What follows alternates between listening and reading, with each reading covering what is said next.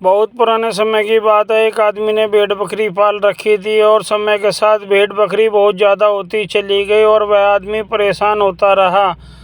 कभी इधर की घेर के लाता तो इधर की भाग जाती, इधर की घेर के लाता तो उधर की भाग जाती। यह देख के वह आदमी बहुत परेशान होने लगा और रोज़ दुखी होता। फिर उसके मन में ख्याल आया, एक दिन क्यों ना जर्मन शेफर्ड पाले जाएं। उसने जर्मन शेफर्ड पाले। बहुत ही शानदार और समझदार किस्म के जर्मन शेफर्ड लेकर आया। उन्हें धीरे धीरे ट्रेंड किया। उसके बाद सारा काम जर्मन शेफर्ड संभालने लग गए। भेड़ बकरियों को दूर तक नहीं जाने देता और वह आराम से अपना जीवन यापन करने लगा और जीवन ऐसे ही चलता रहा। वह जर्मन शेफर्डों से बहुत प्यार करने लगा और वह भेड़ बकरी का भी बहुत अच्छी तरह ख्याल रखते। ऐसे ही समय बीतता चला गया और वह आदमी धीरे धीरे आलसी हो गया। उसने जर्मन शेफर्डों का भी ध्यान रखना छोड़ दिया क्योंकि जर्मन शेफर्डों को खूब खाने को देता था और वह धीरे धीरे कम करता चला गया और जर्मन शेफर्ड भी उदास रहने लगे। वह भी भेड़ बकरियों को हरे मैदान तक नहीं जाने देते और वह भेड़ बकरी भी कमज़ोर होते चले गए और ऐसे ही चलता रहा। जर्मन शेफर्डों की भूख बढ़ने लग गई। जर्मन शेफर्ड धीरे धीरे भेड़ या बकरी का छोटा सा बच्चा मार के खा जा। अब यह सिलसिला प्रतिदिन चलता रहा और ऐसे ही वह मार मार के खाने लगे क्योंकि उनकी खुराक पूरी नहीं हो रही थी और उन पे किसी का नियंत्रण नहीं था। भेड़ मालिक तो अपने घर पे आराम से सोता रहा। एक दिन उसे अचानक ही कुछ आहट हुई।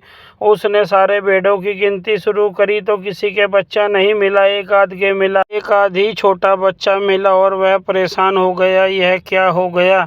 यह देखते ही देखते वह निराश हो गया। उसने अंदाज़ा लगाया जर्मन शेफर्ड ही मार के खा रहे हैं, किसी और की तो हिम्मत नहीं है। उसने सारे जर्मन शेफर्डों को इकट्ठा किया और उनकी पिटाई शुरू कर दी, पर जर्मन शेफर्डों को कोई असर नहीं पड़ा।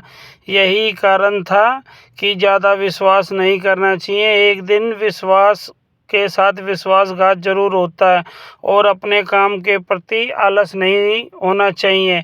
इस कहानी को देखते हुए आपको क्या समझ आए, कृपया मुझे कमेंट्स में बताइए। फिर ऐसे ही चलता रहा। उस मालिक ने सारा का सारा भेड़ का जत्था किसी और को बेच दिया और वह जर्मन शेफर्ड भी उसके साथ चले गए। पर जर्मन शेफर्डों का तो सिलसिला यही जारी रहा और धीरे धीरे सब कुछ ख़त्म होने की कगार पर आ गया। दूसरा मालिक भी बहुत परेशान रहा, यह मेरे साथ क्यों हो रहा है। इस कहानी से आपको क्या सीख मिलती है प्रेजेंट समय में, कृपया मुझे कमेंट में बताएंगे तो बहुत अच्छा रहेगा। यह प्रेजेंट समय से भी कहानी है, इसका अनुरूप मेरी दूसरी कहानी मिलेगा जो प्रेजेंट समय से है। कृपया आप इसे समझ पाओ तो अच्छी बात है। मेरी बोलने की थोड़ी स्पीड कम है, मैं नया नया यूट्यूबर बना हूँ, शायद आपको कहानी पसंद आएगी।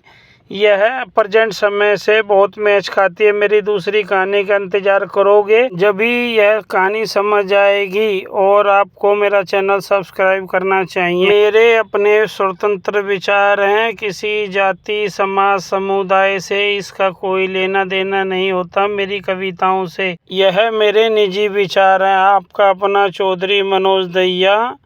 आपको कविता अच्छी लगेगी तो मेरा चैनल सब्सक्राइब करें, लाइक और शेयर करें, अपने मित्रों तक भेजें। जय हिंद।